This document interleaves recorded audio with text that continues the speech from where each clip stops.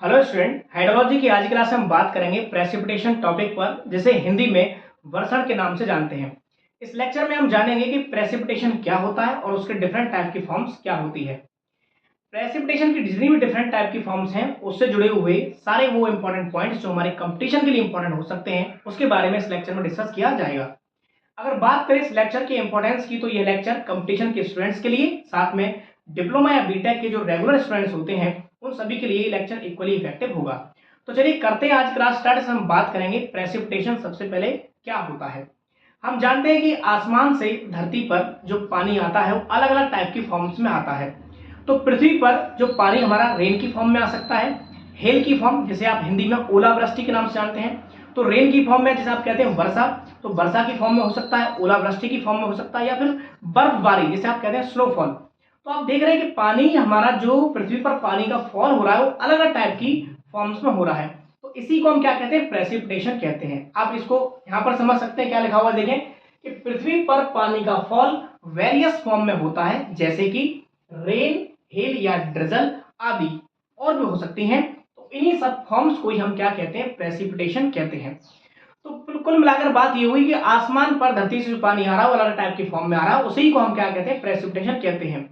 अब बात यह है कि रेन, जिसे हम वर्षा कहते हैं, कि आप जब पानी का फॉल पृथ्वी पर हो रहा है तो कब आप उसे, क्या प्रॉपर्टीज होंगी वाटर ड्रॉपलेट्स की, या क्या प्रॉपर्टीज होंगी, कब किस प्रेसिपिटेशन को आप रेन कहेंगे, कब किस प्रेसिपिटेशन को आप ड्रिजलिंग कहेंगे, या कब किस प्रेसिपिटेशन को आप हेल यानी ओलावृष्टि कहेंगे, इसी के बारे में चलते हैं। इस लेक्चर को स्टार्ट करते हैं।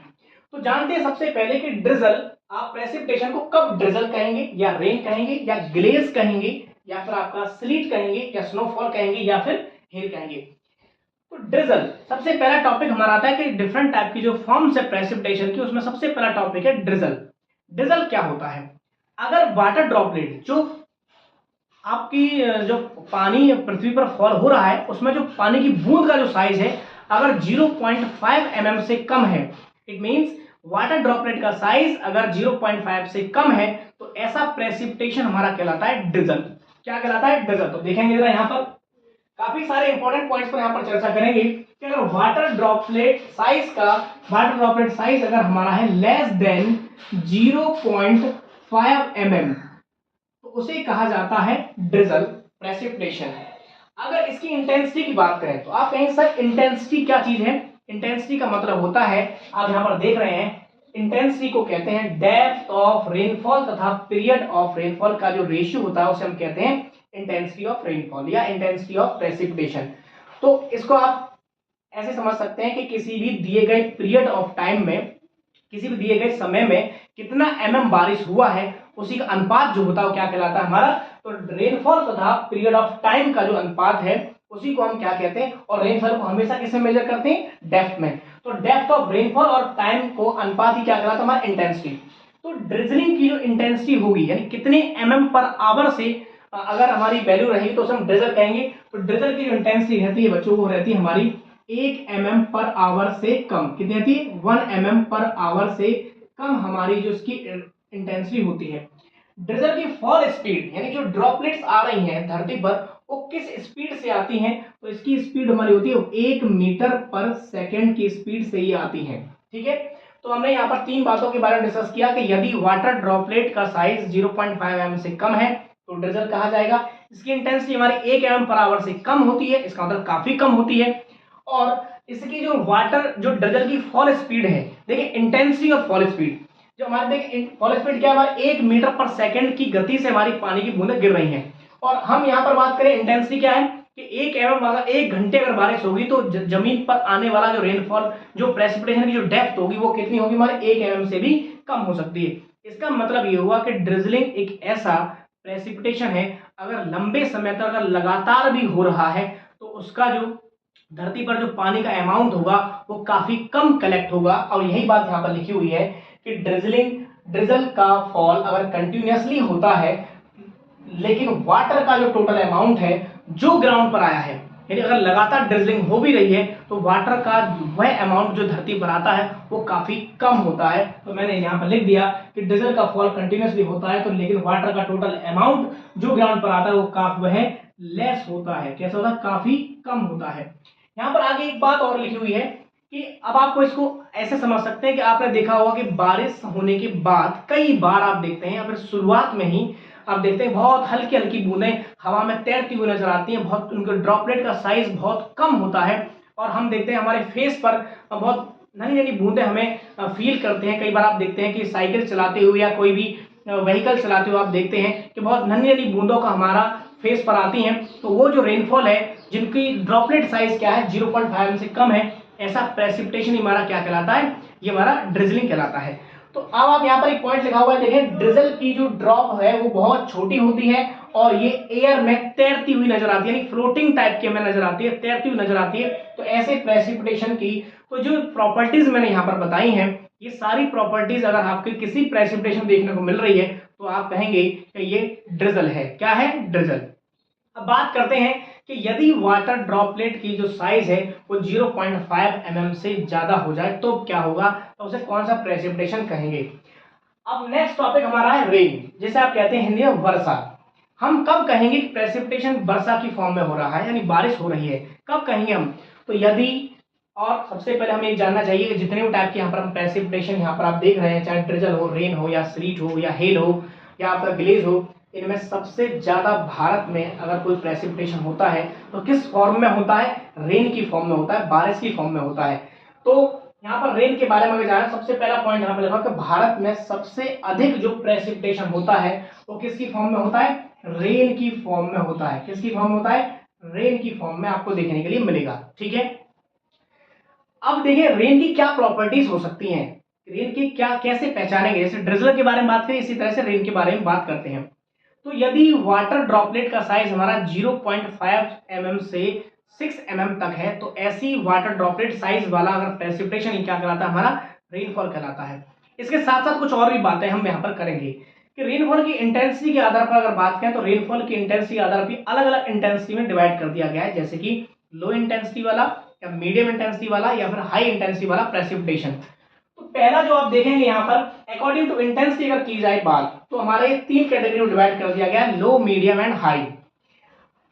इंटेंसिटी क्या है वो तो मैंने आपको बताया कि अगर जितनी भी किसी दिए गए आवर में कितना mm का रेनफॉल हुआ है उसका अनुपात हमारा क्या कहलाता है, यानी डेप्थ ऑफ रेनफॉल और पीरियड ऑफ टाइम जो है उसका हमारा पीरियड ऑफ रेनफॉल जो कि टाइम में हम मेजर करते हैं उसका अनुपात हमारा कहलाता है इंटेंसिटी कहलाता है। अभी लो या लाइट रेनफॉल इंटेंसिटी हमारा कब कहलाएगा? जब हमारा इंटेंसिटी जो होगी वो 2.5 mm 2.5 mm पर आवर से अगर कम है तो ऐसा प्रेसिपिटेशन हमारा कहलाएगा लाइट या लो।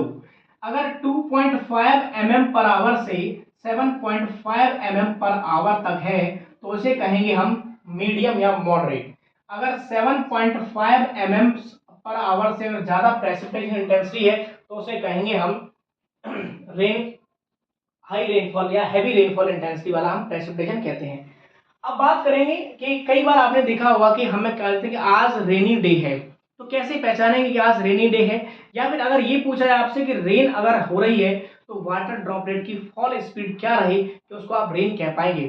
तो अगर वाटर ड्रॉपलेट की फॉल स्पीड की बात की जाए तो ये होती है हमारी 10 मीटर पर सेकंड। कितनी होती है? 10 मीटर पर सेकंड। तो अगर किसी भी प्रेसिपिटेशन की अगर जो हमारी फॉल स्पीड है अगर 10 मीटर पर सेकंड है तो उसे कहा जाएगा कि ये प्रेसिपिटेशन हमारा जो है वो कैसा है? हमारा रेन है। ठीक है, रेनफॉल को हम मेजर किस में करते हैं? तो रेनफॉल को जनरली हम बात कर ही रहे हैं, यहाँ पर देखो डेप्थ ऑफ रेनफॉल लिखा हुआ था, तो रेनफॉल को हम मेजर करते हैं बेटा डेप्थ में। ठीक है, हमारी बात ये भी हो रही थी कि रेनी डे आप कब कहेंगे, यानी प्रेसिपिटेशन का अमाउंट क्या हो जाए कि आप उस दिन को रेनी डे कहेंगे। तो अगर प्रेसिपिटेशन का जो अमाउंट है वो ज्यादा है या बराबर है किसके? 2.5 mm के।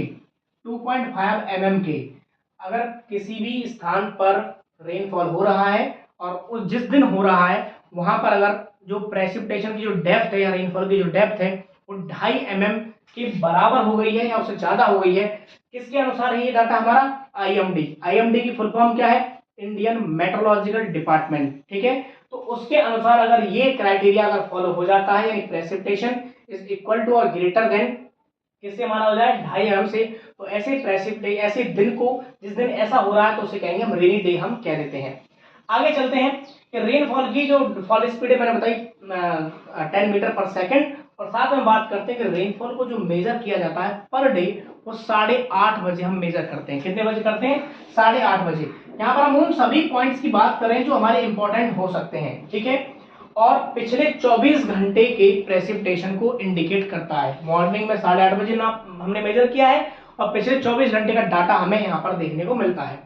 चलिए, तो हमने यहाँ पर जान लिया कि ड्रिजल कब कहते हैं, और हमने बात की यहाँ पर रेनफॉल का, रेन कब कहा जाता है, यानी किस प्रेसिपिटेशन को ड्रिजल और किस प्रेसिपिटेशन को हम रेनफॉल कहते हैं। अब बात करते हैं इनसे आगे इसकी ग्लेज के बारे में बात करते हैं।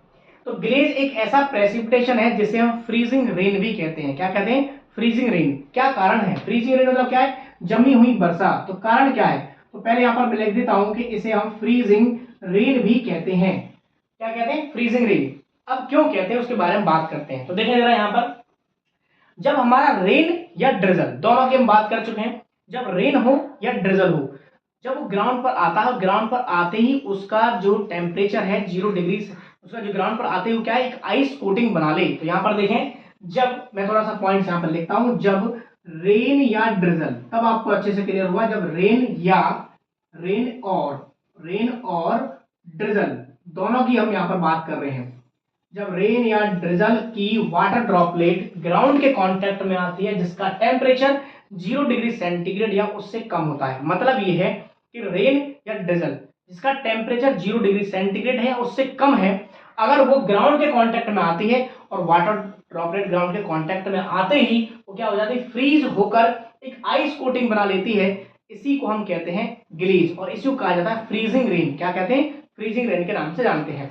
तो अगर ऐसी प्रॉपर्टीज हैं तो ऐसी प्रॉपर्टीज वाली प्रेसिपिटेशन कहा जाएगा ग्लेज कहा जाता है, ठीक है।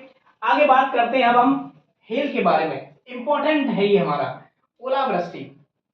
प्रेसिपिटेशन की जितनी टाइप की फॉर्म है वो सबसे ज्यादा अगर हमारी डिस्ट्रॉय नेचर की होती है तो कौन सी होती है? हेल होती है। आप जानते हैं कि एग्रीकल्चर, जो हम खेती करते हैं, तो सबसे ज्यादा नुकसान पहुंचाने वाला जो प्रेसिपिटेशन होता है वो हेल होता है, जिसे हम ओलावृष्टि के नाम से जानते हैं। तो हेल कब कहते हैं? ये एक आइस पैलेट होते हैं। क्या होते हैं? आइस लंप होते हैं, मतलब बर्फ के गोले होते हैं, और इनकी जो शेप है हमारी स्फीयर टाइप की हो सकती है, डिफरेंट टाइप की शेप में आपको देखने को मिल सकते हैं। तो ये आइस लंप होते हैं, और यदि आइस लंप का साइज 8 mm से ज्यादा हो जाए, कितना हो जाए? 8 mm से ज्यादा अगर हो जाता है तो ऐसे प्रेसिपिटेशन को, यानी ऐसे वर्षण को आप कहेंगे कि अब ये ओलावृष्टि की कैटेगरी है। क्या है? ओलावृष्टि हो रही है। तो यहाँ पर कुछ पॉइंट्स लिखते भी हैं। तो देखा यहाँ पर, यह एक क्या है? यह एक आइस लंप है। क्या है? यह एक आइस लंप है, पहला पॉइंट ये। दूसरा, इसकी जो शेप है वो कैसी हो सकती है? लार्ज स्फीयर की फॉर्म हो सकती है, या कोई इरेगुलर पैलेट हो सकता है, इरेगुलर टेढ़ा मेढ़ा ये गोले की फॉर्म में हो सकता है। आगे साइज क्या है? अगर साइज हमारा ग्रेटर देन हो जाए, किससे? ग्रेटर देन, मैं इसको ऐसे लिख दे रहा हूं, यदि साइज हो जाए हमारा ग्रेटर देन 8 mm, अगर 8 mm से आइस पैलेट का साइज ज्यादा हो जाता है तो उसे हम कहेंगे हेल। और इसकी जो फॉल स्पीड होती है वो इंपॉर्टेंट है कि 20 से 50 मीटर पर सेकेंड, काफी ज्यादा फॉल स्पीड होती है। कि हेल की जो फॉल स्पीड है वो 20 से 50 मीटर पर सेकेंड होती है। और यहाँ पर आगे नीचे एक सबसे इंपॉर्टेंट पॉइंट लिखा हुआ है, क्या है?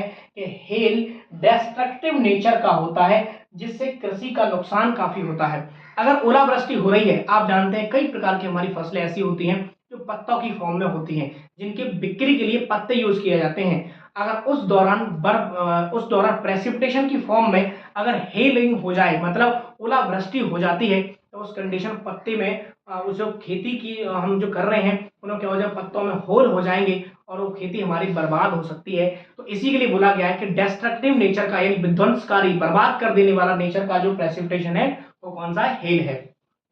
आगे बात करते हैं स्लीट के बारे में। अब आप हेल के बारे में जान लिया, आप स्लीट के बारे में जानते हैं। स्लीट भी एक क्या है? स्लीट भी एक आइस पैलेट ही है। कैसा है? आइस पैलेट ही है, लेकिन ये एक ऐसा आइस पैलेट है जो ट्रांसपेरेंट नेचर का है। कैसा है? ट्रांसपेरेंट नेचर का। तो देखें सबसे पहला पॉइंट क्या लिखा हुआ है? Small pellet of transparent ice, मतलब कि ये भी एक बर्फ के गोले की, ये बर्फ का एक, ये भी गोली की तरह ही होता है, लेकिन इसका जो साइज है, इसका जो डाया है वो कितना होता है हमारा? 5 mm के बराबर या उससे कम अगर है तो ऐसे प्रेसिपिटेशन को कहते हैं हम स्लीट के नाम से जानते हैं, ठीक है। आगे देखेंगे यह एक फ्रोजन, फ्रोजन का मतलब होता है जमा हुआ, क्या फ्रोजन का मतलब क्या हुआ है, जमा हुआ, जमा हुआ हमारा रेन ड्रॉप होती है, यानी यदि कोई रेन ड्रॉप है यानी बारिश की बूंद है और जमी हुई है और कैसी है, ट्रांसपेरेंट नेचर की है, तो ऐसे प्रेसिपिटेशन कहते हैं हम स्लीट। तो कितने बात यहाँ पर हमारी हुई कि ये एक हमारा आइस पैलेट है, दूसरा कि ये ट्रांसपेरेंट ग्रीन होगा, ट्रांसपेरेंट नेचर का होगा, दूसरा इसका जो साइज है यानी आइस पैलेट का जो साइज है वो 5 mm के बराबर है, उससे कम होता है। आगे स्लीट रेन एंड स्नो दोनों को डिनोट करता है, यानी जो स्लीट है वो रेन या हमारा स्नो दोनों को यानी बर्फबारी दोनों को इंडिकेट करता है। अब चलते हैं स्नोफॉल के बारे में कि किस प्रेसिपिटेशन को हम स्नोफॉल यानी बर्फबारी कहते हैं। बर्फबारी कैसे कहेंगे, देखें स्नोफॉल जो प्रेसिपिटेशन है उसमें क्या होता है, अधिकतर क्या हमें देखने मिलता है, इसमें आइस क्रिस्टल होते हैं, यानी बर्फ के टुकड़े अगर हमें किसी में देखने मिलते हैं तो उसी को हम क्या कहते हैं, स्नोफॉल कह देते हैं। एवरेज डेंसिटी की बात होती है कि इसमें कंपटीशन अक्सर पूछ लेता है एवरेज डेंसिटी कितनी लिया जाता है, तो 0.1 ग्राम पर सीसी हमारी जो स्नोफॉल की डेंसिटी ली जाती है। और फ्रेश स्नोफॉल के जो है वो इनिशियल डेंसिटी की अगर बात करें तो 0.06 से 0.15 ग्राम पर सीसी हमारी स्नोफॉल की फ्रेश स्नोफॉल की डेंसिटी ली जाती है, और अगर एवरेज की बात करता है तो हम बताएंगे 0.1 ग्राम पर सीसी। आगे चलते हैं, स्नोफॉल तब होता है, कब होता है स्नोफॉल, इसके बारे में बात करते हैं जब ग्राउंड जो सरफेस है उसके 300 मीटर तक का आसपास का जो टेम्परेचर है, देखें जरा क्या लिखा हुआ है यहाँ पर, स्नोफॉल तब होता है जब अर्थ सरफेस के आसपास टेम्परेचर फ्रीजिंग हो जाए, फ्रीजिंग लगभग फ्रीजिंग हो जाए, और कितना, अर्थ सरफेस से 300 मीटर तक का अगर ऐसा होता है तो तब उस कंडीशन में स्नोफॉल यानी बर्फबारी देखने को मिलती है। तो अभी हमने यहाँ पर कुछ डिफरेंट टाइप के, सबसे पहले हमने बात की इस लेक्चर में प्रेसिपिटेशन क्या होता है। इस लेक्चर को समाप्त करने से पहले मैं कुछ और भी बातें अभी बताऊंगा। समाप्त करने से पहले मैं यही कहना चाहूंगा, जितने भी स्टूडेंट्स हमारे इस लेक्चर को यूट्यूब पर देख रहे हैं या फिर एप्लीकेशन पर देख रहे हैं, तो अगर ये लेक्चर आपको अच्छा लगता है और यहाँ पर दी गई जानकारी आपको अच्छी लगती है, इस लेक्चर को आप लाइक कर सकते हैं, अपने फ्रेंड ग्रुप में इसको शेयर कर सकते हैं, या किसी सोशल मीडिया प्लेटफॉर्म जैसे कि फेसबुक है, इंस्टाग्राम है, या जो भी आप चलाते हैं, या फिर कोई कॉलेज फ्रेंड्स ग्रुप है उसमें आप इंजीनियरिंग ग्रुप में आप किसी में भी शेयर कर सकते हैं। अगर ऐसा करेंगे तो ये आपकी तरफ से हमारे लिए सपोर्ट होगा। और आगे हम बात करते हैं, इस लेक्चर को कंटिन्यू करते हैं। तो हम बात कर रहे थे स्नोफॉल, तो मैंने कहा कि जब स्नोफॉल तब होता है जब अर्थ सरफेस के आसपास का जो टेम्परेचर हमारा फ्रीजिंग हो जाए, मतलब कि लगभग 300 मीटर तक का, तो हमें स्नोफॉल देखने को मिलता है। तो इस लेक्चर में हमने बात की कि प्रेसिपिटेशन क्या होता है, और साथ में हम बात की different type of forms of precipitation, precipitation different forms क्या क्या होती है उसके बारे में हमने बात की।